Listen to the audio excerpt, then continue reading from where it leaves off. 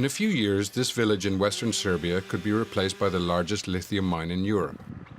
Yet 3 years ago, the idea was abandoned following massive protests. Since summer, however, the government has been trying to revive the project. Cvrkotic risks losing his land. He has resumed his activism. Since the beginning of the movement, life has become unpredictable. You have to set aside the normal things you do every day and organize yourself to take action, not to mention actions taken on the ground and organizing protests, roadblocks. I've lost 4 years of my life. I've aged, my hair's turned grey, but I've also met many wonderful and kind people. Supported by the Anglo-Australian company Rio Tinto and backed by the Serbian president himself, the project is set to cover nearly 400 hectares, with almost half reserved for mine waste. According to activists, however, the project could trigger an environmental catastrophe. Rio Tinto, on the other hand, has assured that all necessary safeguards will be in place.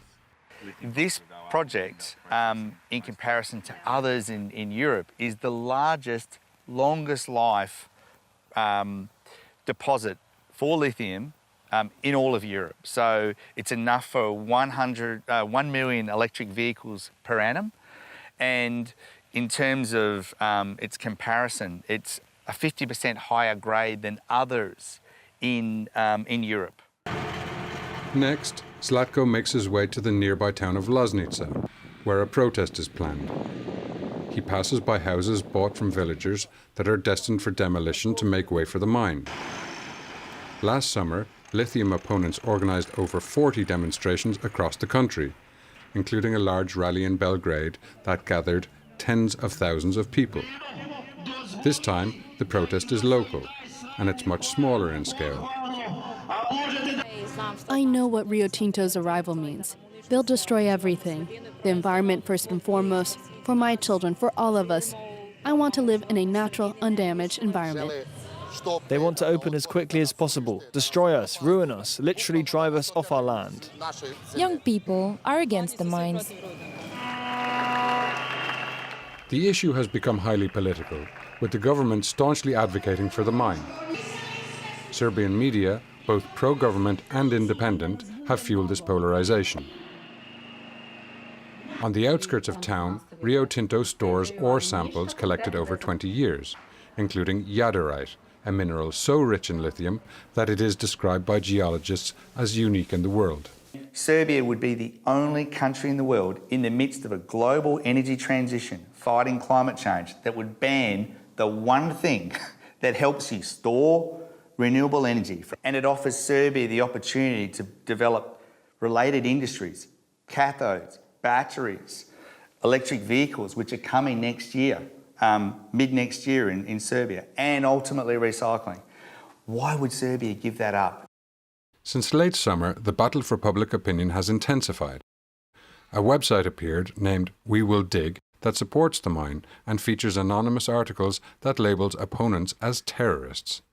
Our request for an interview with the website's authors went unanswered. Mariana Petkovic, a schoolteacher and activist, has been a target of the site.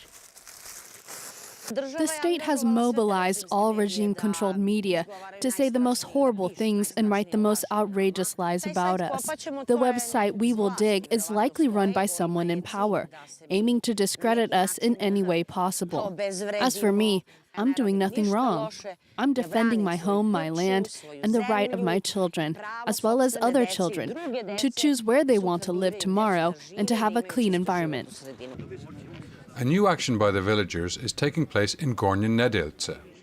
This time they will block traffic for an hour. In Serbia, this type of action draws more media attention than a simple protest. These protests go against the way President Vučić governs this country and makes extremely harmful decisions for this region. He tried to ridicule the highest scientific institution in this country, the Serbian Academy of Sciences and Arts, which opposed the way he is promoting this project. However, there are free-minded people here ready to oppose him. The protesters will be criticized the same evening by government-aligned media and praised by independent outlets. They don't care. Their only goal is to maintain pressure on the government and on Rio Tinto.